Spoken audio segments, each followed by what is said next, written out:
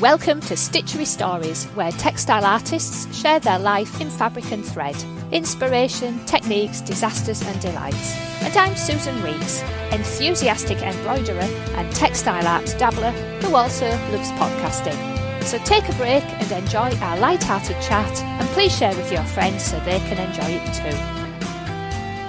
Hello and welcome to Stitchery Stories for our 2019 highlights and celebration.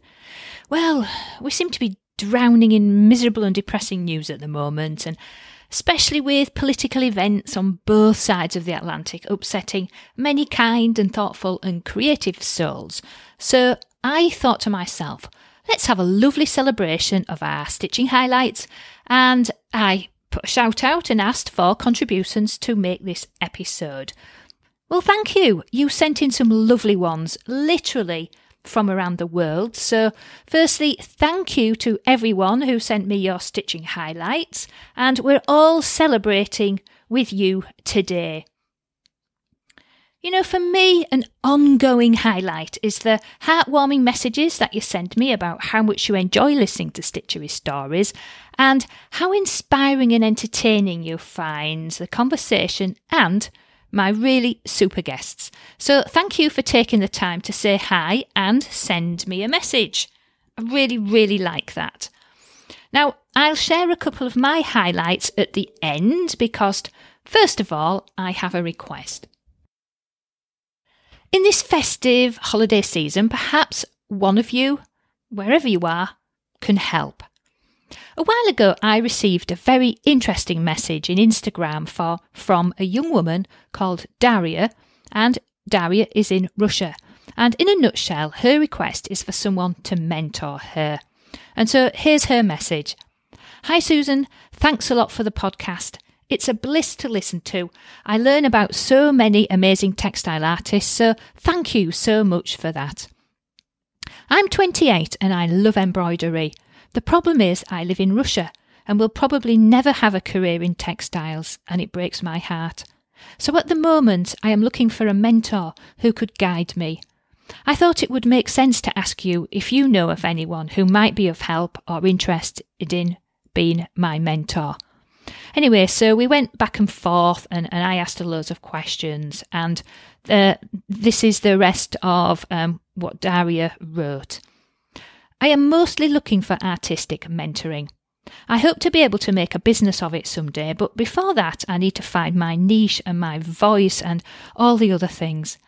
I'm all in for traditional needlework. I love contemporary stuff as well, but mostly I love very traditional things, including folk embroidery.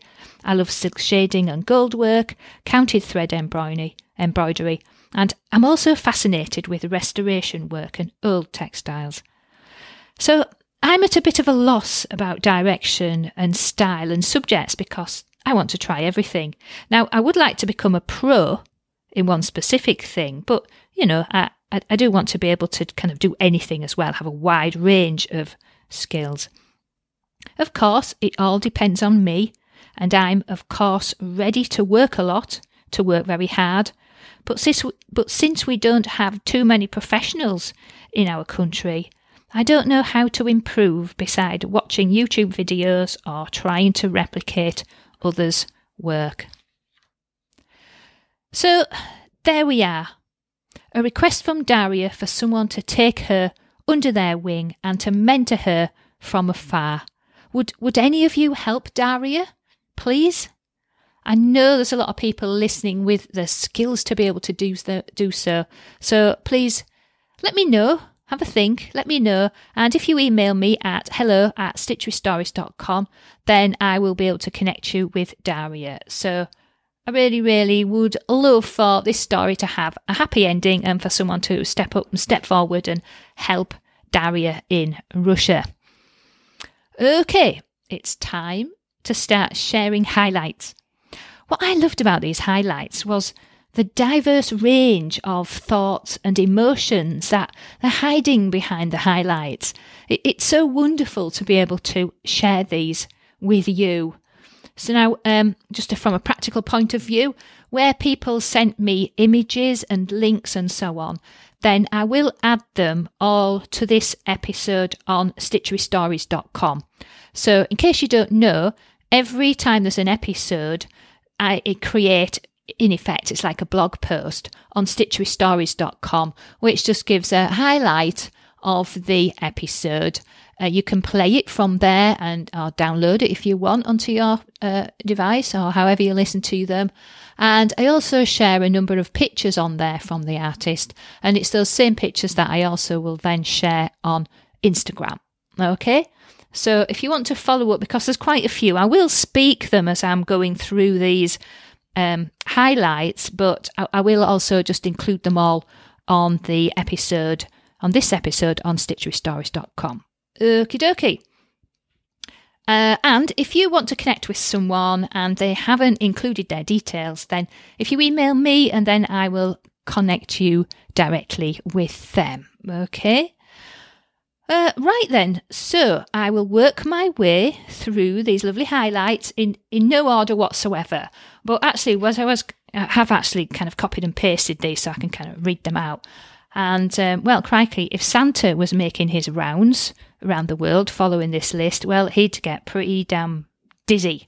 Okay, so here we go for a whirlwind trip around the world. So, first up is Simon Corr from Yorkshire in England. This year was a turning point for me as an artist. It's the year I finally created an exhibition to convey my lived experience of having a daughter with severe autism. I created an opportunity to process my latent grief, as well as increase understanding and empathy about the impact of having a disabled child. My work and writings can be viewed on Instagram with the hashtag #AutismThisIsMe, and you don't have to have an Instagram account to view that work. So that's from Saima. Now, a note from me, Saima was actually a guest on Stitchery Stories in 2018, and she shared in that episode her dream of holding her own exhibition as a response to her daughter's autism. And how wonderful that this year that dream turned into reality for Saima. So with my guests, I always kind of follow closely what they're doing, and I just absolutely love it to see things that were talked about in the episode to actually turn into real life, and particularly with Saima and her exhibition. So, and by the way, Saima does some fab workshops, right? She came to visit us in our Hull Embroiderers Guild branch in October 2019 and shared her love of Indian folk embroidery, particularly fulkaris. Okay, so we had an absolute blast. Really, really great workshop. So I could highly recommend Saima. Anyway, you can find her on Instagram as @SirSaima. Jane Cook. Hi, Sue. I had been planning to email you, and your invitation has given me the prompt I needed. I have loved your podcast all year, and several items, along with many other things, have prompted me to develop an idea for 2020. I want to offer some local stitch classes in the tradition of slow stitching or mindful stitching to recognise issues of loneliness and mental health, but to share as well the joy of creating with stitch. I want to call it Stitch to Enrich. Oh, that's a lovely name, isn't it? And I am looking for a local venue so I can begin. As I listened to your interview this morning, I wondered if you might be interviewing me this time next year when it has not just taken off, but has hopefully grown into something which has succeeded and spread. I am looking forward to hearing your compilation podcast, and I just wanted to put my idea out there as it's an idea that just won't go away. So watch this space. Keep up the good work. I love having you and your guests visit and inspire me. Happy Christmas and best wishes from Jane.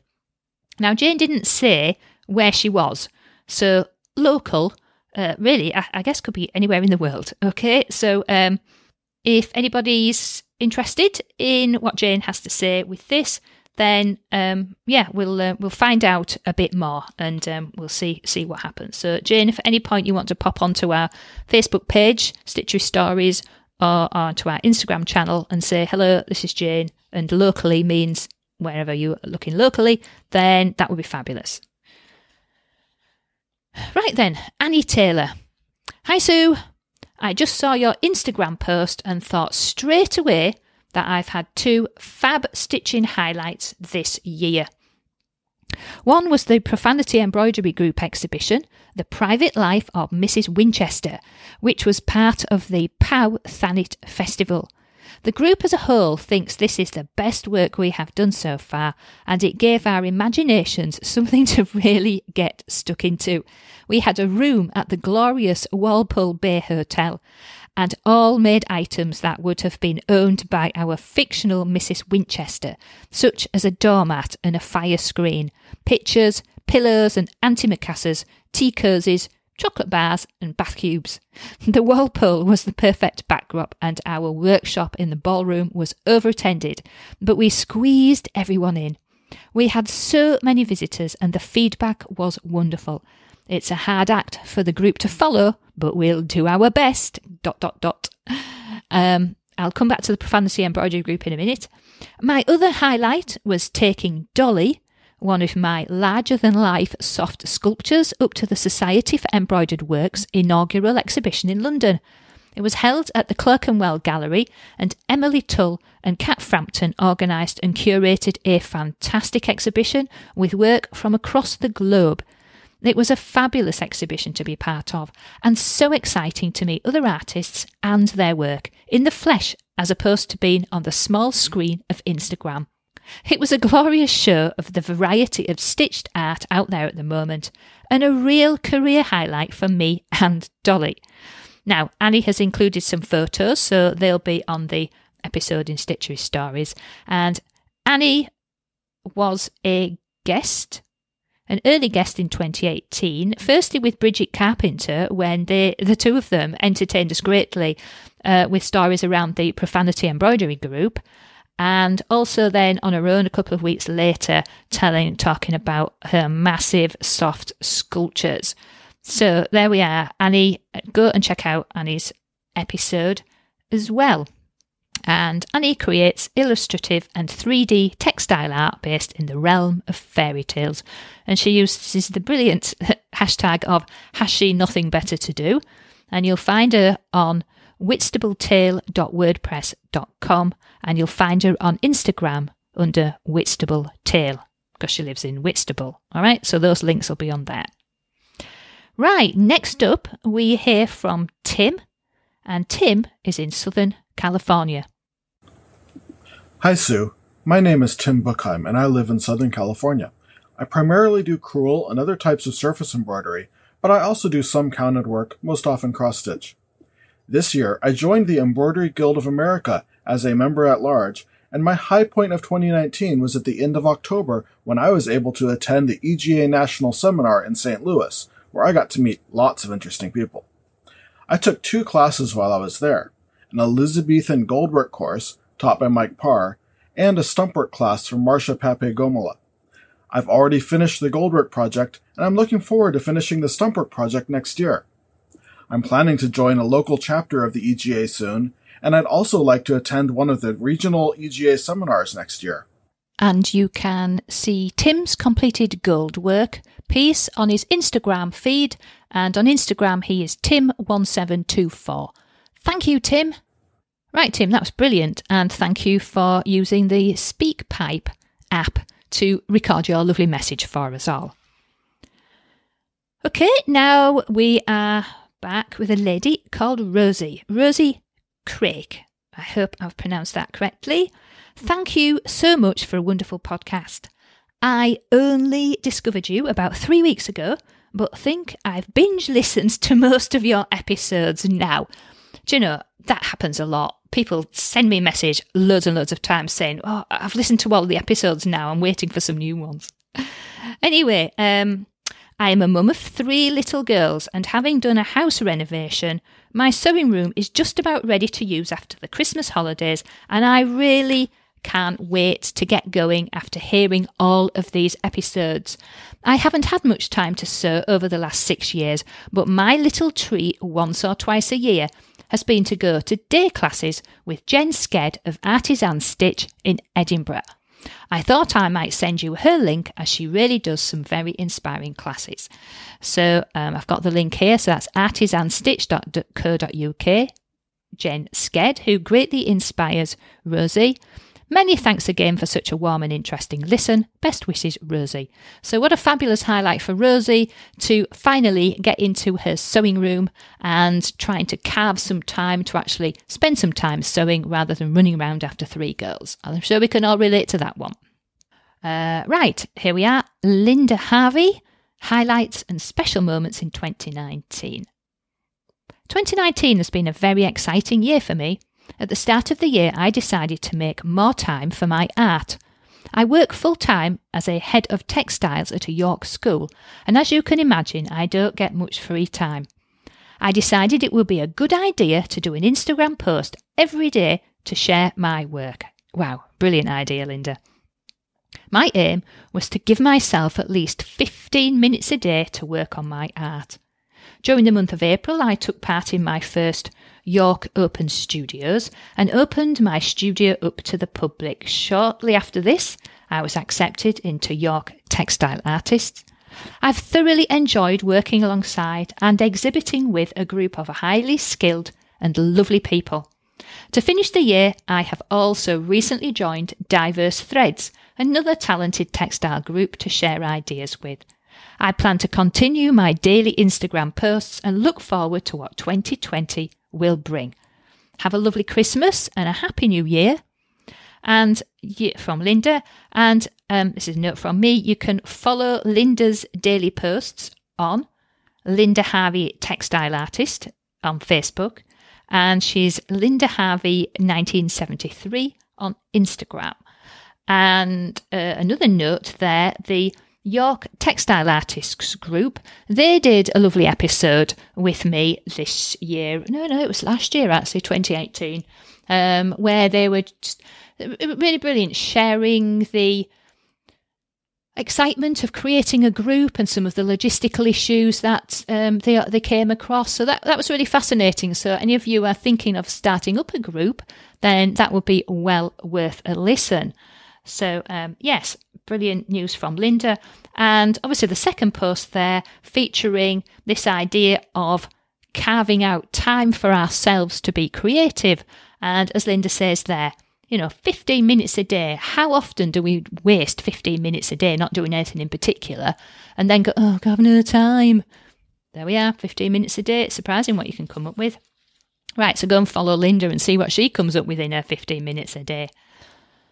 Okie dokie. Right, if this was Santa, now he'd be zooming off to Sweden. So here we have the highlight from Eva Kittok. I hope I've said that right. I've probably said it wrong. Eva Kittok from Sweden. Right, and you're all going to laugh at this bit and Eva's going to cringe. Right. My highlight this year was to be selected to take part in the most prestigious show in Sweden. Right. Now, I'm going to murder this, but Eva assures me that if I pronounce it like this, I'll get kind of near there. So it's the... I can't do this. Lilja Volks Vårsalon. Oh, there you are. Anyway, so Lilja Volks is a place, and Vårsalon means spring show. So it's the Lilja Volks Spring Show. Do go and look at that episode and get the actual proper link, won't you? So 3,500 people applied and 136 were accepted. And I was lucky enough to be accepted in 2018 as well. And I never thought that I would make it a second time. So that's 2 years in a row she's been selected for this prestigious show in Sweden. On top of it all of my 5 works were chosen. Wow, that's brilliant. It's such a thrill to watch people watching the works I create at home in front of the television. It's like my works are born again when other people watch them. This was, without competition, my highlight in 2019.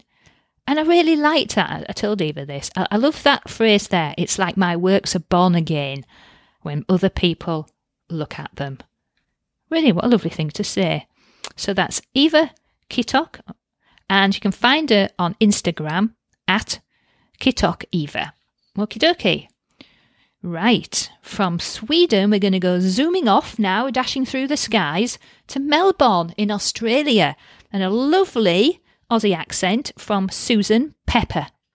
Hi, Sue. I hope this recording isn't too late. It's Susan Pepper in Melbourne, Australia, and I want to start by saying how much I really enjoy listening to your podcasts when they come my way. My greatest achievement for the year, it's an interesting question. One of the goals that I set for myself in an ongoing way is to find my own creative voice and how I express myself through my textile arts. And I think this year I've had the realization that I don't actually have one thing that I do, that there are several things, but the one thing that unifies what I do is there has to be a message. There has to be something that's worth saying that's deeply embedded in the piece of work that I've done. And the piece that I've almost finished that I just feel a great sense of excitement about is actually a textile book. I like making books, but it's in the style of a rag book designed for one might make for one's grandchildren, but it actually celebrates the groups of activist grandmothers around the world, like the Grandmothers Against Fracking, those kind of groups. And so that's a very vibrant, colourful piece of work that plays at many, many levels with the idea of women in textile arts and women, and older women in particular, as activists. I look forward to listening to your podcast on this theme, and I hope all's well with you. And hello from, sunny Australia. A bit overcast today in Melbourne, but greetings. Susan, that's brilliant. And again, as I replied back to her, this movement of artistic, creative women, older women in particular, I think we've all just got to the point where we just want to say what's boiling up inside of us, and we say that through creativity or words or just getting involved. And I've seen so much more increase in activity in older, brilliant women in all areas. So I think we just all need to rejoice ourselves. And that's such an interesting message from Susan there and her creative realisation. So thank you so much for that, Susan. That was fantastic.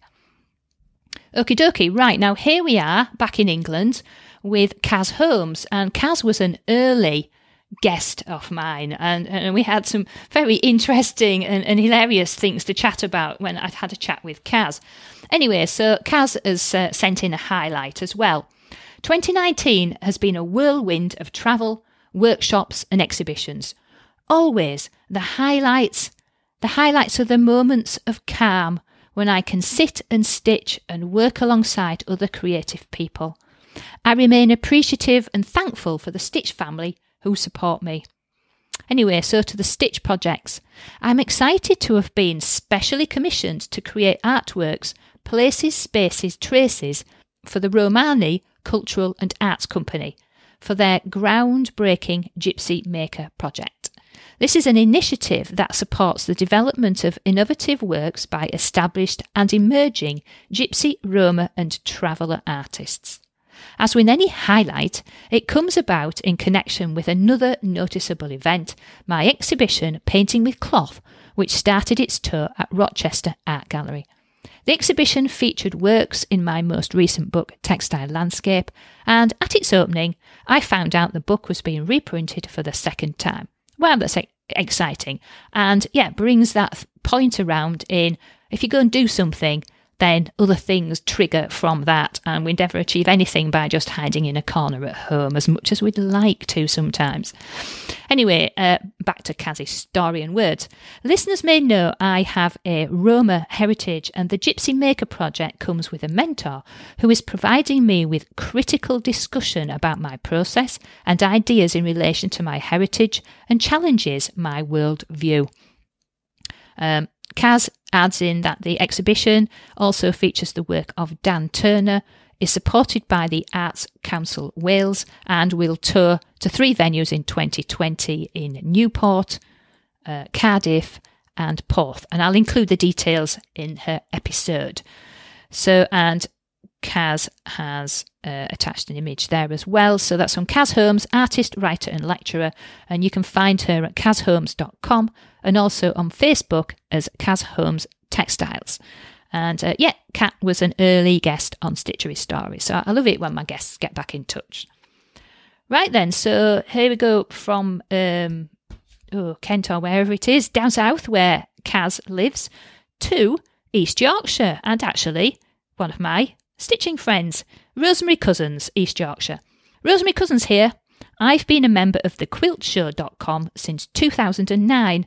Along the way, I have made many virtual friends on the forum around the world and here in the UK, and a bunch of whom call ourselves the Lounge Lizards. Rosemary's a lounge lizard. Oops, I've lost a bit of paper. Just let me shuffle. Right. In May this year, Terry from Canada came over the pond with her other half, and part of a stay was to be in London. Amongst the chatter in the group, it emerged that Terry would be meeting up with two others in the UK, Larkin and Wendy, for lunch at Liberty's. So, after a couple of thinks, I invited myself along too, the more the merrier. It was wonderful meeting up with fellow lounge lizards, but the best surprise was that not only had Terry come over from Canada, but Lottie from Switzerland decided to pop over for the day too. We had a brilliant lunch all together with much laughter and swapping of handmade gifts. Making friends with a common interest in sewing around the world is fascinating fun. Meeting up with them in real life is absolutely wonderful. Wow, Rosemary, do you know what? Thank you so much for that. That is a fascinating story. And Rosemary is a fellow member of the Hull and East Riding Embroiderers Guild branch with me and a friend of mine, and I must have missed this story because I hadn't heard this one at all. So thank you for sharing it here, Rosemary. It's fantastic. And also, Rosemary, many thanks for sharing stuff on Facebook for me. I can always rely on Rosemary to start to share stuff. So that just reminds me, if you find any of my Stitchery Stories stuff on Facebook or, of course, on Instagram, I really would love it and appreciate it if you can share it with a friend or share it to your page or wherever, and then Stitchery Stories can grow and more people can discover us. Here we go. Here's another one. Right, we're whizzing off now from East Yorkshire over to Ontario in Canada, where it's a lot colder. Hi, Sue. So this is from Joanna Dermanjan. I've probably said that wrong as well. Sorry, Joanna. It looks actually a bit like a name of Dutch origin, I think. Anyway, hi, Sue. Just sneaking in under the wire, I think, but it's still Monday here in Canada. My stitchery story is that last year I went back to university after many years away, and I am doing graduate work in cultural studies, researching the role in women's lives of stitching for leisure, both in the present day and historically. I quite stumbled upon a reference to the quilts that Canadian women made during World War II, which were shipped to Britain by the Canadian Red Cross and distributed by the British Red Cross primarily to civilians.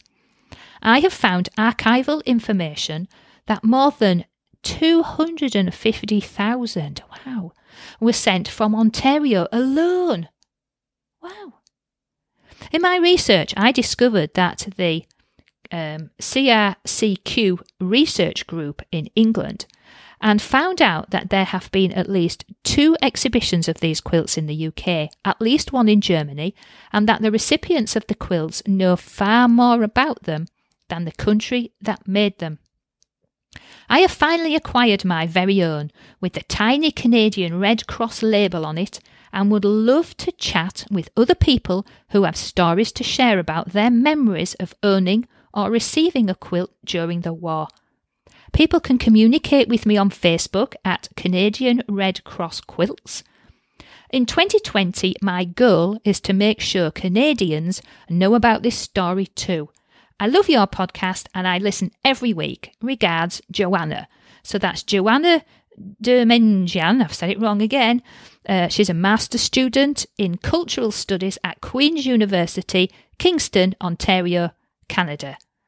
Researching Canadian Red Cross quilts from 1939 to 1945. So if anybody knows anything about receiving a Canadian Red Cross quilt, or the granny or the aunt or the mum's got one, I'm sure Joanna would be absolutely and utterly delighted to hear from you. Okay, so go track her down on Facebook.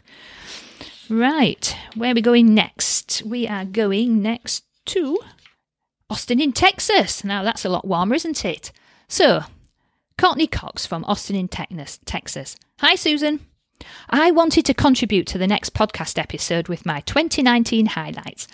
I tried to record on SpeakPipe, but it wasn't picking up the sound, so I'll just drop you a line instead. Hello, my name is Courtney Cox, and I listen to Stitchery Stories from my studio in Austin, Texas. 2019 was a tough year for my health, and I ended up taking about 6 months off from stitching. So my biggest highlight was returning to the studio. Well, Courtney, that's fantastic, and I'm sure we're all really, really rooting for you and hope that your improved health continues and so you can carry on stitching in your studio. But before I took a break, I was approached by a new social media app to be a paid creator by sharing my embroidery. And I also received my first commission from a true stranger. Now, that's always an excellent mark of your presence is growing when you get strangers, in a nice way, approaching you about your work. Okay? Anyway, shortly after I started feeling better and got back into my studio, Stitch Magazine contacted me and I had 2 pieces published in their most recent issue. I've never had my textile art published before, so that was really cool. That's brilliant. Well done, Courtney. How exciting. My website is CourtneyCoxArt.com and it's the same name on Instagram. Thanks, Susan, from Courtney. So go and track down Courtney. And yes, she's got 2 nice pictures in the current Stitch magazine. Right then, so, here we go. Santa, get your sleigh out. And we're off from Texas. We're zooming over now to Singapore. And I've heard from Agatha Lee, or Aggie, as she calls herself, from Singapore. Hi, Sue. Thank you so much for doing what you do. It's been great listening to all the encouraging podcasts on the other side of the globe. And thank you for the opportunity. Here are my highlights. It's been a wonderful journey this year of discovering and experimenting with stitch and textiles. I joined a lovely group of supportive women artists of all disciplines, and we just held a 2-week group exhibition.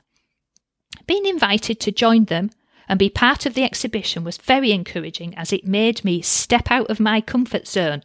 I created an interactive installation of fibre corals, and it was a great opportunity to share and talk about my work. Wow, that sounds really, really interesting. And yeah, comfort zones. We really do need to shove ourselves out of our comfort zones, don't we? And grow and share. Right, anyway, back to Aggie. Where was I? Yes. I was also blessed to be invited to Japan to give a workshop on my art process. It was a great experience, and also being in Japan itself is a great place of inspiration. Yes, it is. I went there years ago when I worked with Nissan, and although I spent most of my time in car factories, I did escape. It was fabulous. Anyway, enough about that. Back to Aggie again. It can get very lonely doing artwork, but being part of a local group and also listening to Stitchery Stories has been an enormous help. Have a lovely Christmas and looking forward to the podcast. And that's from Agatha Lee, or Aggie, and you can find her at aggietextileartist.com, and you can also find her on Instagram as Aggie Textile Artist, and that's Aggie spelled A-G-Y. Okay, that was from Singapore. Thank you, Aggie. That was lovely. Right, I'm shuffling some bit more paper. Here we are. Right. Do you know, here we are, 30 minutes. I'm just overwhelmed. Right. I've got a couple more and then we're done. So you're not going to be sat here all day. Right then, here we are, Alex Law. Hi, Sue. I love the Stitchery Stories podcast. I'm very happy that I discovered it this year. Thank you for creating it. I saw your call out for our highlights of the year on Instagram and had to get in touch as this year I allowed myself to prioritise my embroidery, which has led to some great things. I enrolled in the Royal School of Needlework's certificate course and I've successfully completed my first module. while enjoying it even more than I thought I would along the way. But the biggest highlight for me has to be getting my first project published in the Christmas edition of Stitch magazine. It was such a thrill seeing it on the newsagent's stands. And it was the one, it's not the one out now, it was the one before because it was aimed at Christmas, and obviously we need time to do our Christmas stitching, not that I ever do any. Anyway, it had two, like a bauble design with two lovely blue penguins. So that's from Alex. Okay. Anyway, she continues. A year ago, I wouldn't even have imagined that this would be possible. So I think it's great that you are doing a highlights episode. I hope it gives many more people a chance to reflect on what is possible, especially when you put focus into something that you love. If anyone would like to see my work or get in touch, you can find me at Elara Embroidery, that's ELARA Embroidery, all one word, .com, elaraembroidery.com, or on Instagram as elara.embroidery. Looking forward to more great stitchery stories next year. Best wishes to all, Alex Law. Yes, that whole thing about taking time for ourselves and carving out time for ourselves is so very important, and I think you'll notice is quite a theme throughout the messages that we've just listened to today. So wow, what a truly fascinating mixture of messages.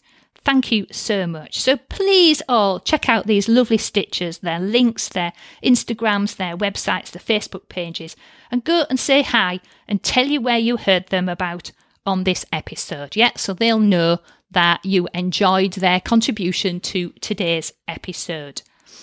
And so to my Stitchery Stories highlights. Well, a highlight for me has been carving out some time for actual stitching. You see, others are doing the same. Particularly the travelling books that we've been working on this year at our Embroiderers Guild branch. It's a lovely opportunity to get creative on new themes, and there's a nice deadline every month. I also took part in 2 Embroiderers Guild projects. Again, there was a deadline, and for me it's just a nice way to contribute and take part. There was the members competition with the theme of Life's Rich Pattern and the Home Project. And both of those pieces were therefore exhibited with the Guild at the Knitting and Stitching shows in Alexandra Palace and Harrogate and Dublin. So for me, it's really exciting to get my work exhibited because, you know, this is just my hobby that I don't spend very much time doing. So it's very exciting for me to do that. Right, yes. And next year, our Small Embroiderers Guild branch, now we used to be the smallest, but we've grown to about 15, so I don't think we're the smallest anymore. Anyway, still smallish group for an exhibition. We've decided it's our 20th birthday next year as a branch, and so we're having a 20th birthday exhibition in the Carriage House Gallery at Burton Constable Hall, which is in East Yorkshire. And we are exhibiting from the 28th of July to the 24th of August. And we are really excited about that. So we have to pull our communal fingers out and get some more work created. And I've got some ideas and I've got a few months to get on with it, haven't I? So that's a real highlight. And then, of course, for Stitchery Stories, well, do you know what? We're nearly at 100,000 global downloads since I launched in July 2017. So when I hit 100,000, well, crikey, you'll hear about it and I will be celebrating like mad. So early next year, we'll hit that download milestone. And of course, doing my first live recording of the podcast in front of a real live audience at the Podcast Social Club event in November in Thirsk in North Yorkshire. Well, that was nerve-wracking but exciting. So again, another example of getting out of one's comfort zone. And I don't make this up. Literally, as I was preparing for this episode, then while I was kind of copying and pasting everybody's contributions so I'd be able to read them easily, then I've been invited to take Stitchery Stories live to Hull as part of the Northern Podcast Festival in May 2020. So I've just said yes to that without really, thinking about it too much. Anyways, but the most massive highlight for me was getting to 2 years in July 2019 and the wonderful messages and feedback I continue to get around how much you all enjoy this. Thank you all. So that's it for Stitchery Stories for 2019. Enjoy the holiday celebrations if you're celebrating, and otherwise, and as well, let's just celebrate life and stitching and friends. So cheers, lots of love from Sue. If you enjoyed this episode and want to hear more, then please join the Stitchery Stories fan club so you can get an email when a new episode is released. It's a quick and easy way of listening and of keeping up with any news and information around this podcast. Please visit stitcherystories.com. Of course, you can listen to Stitchery Stories on plenty of podcast apps at Apple Podcasts, Google Podcasts, Spotify and plenty more besides.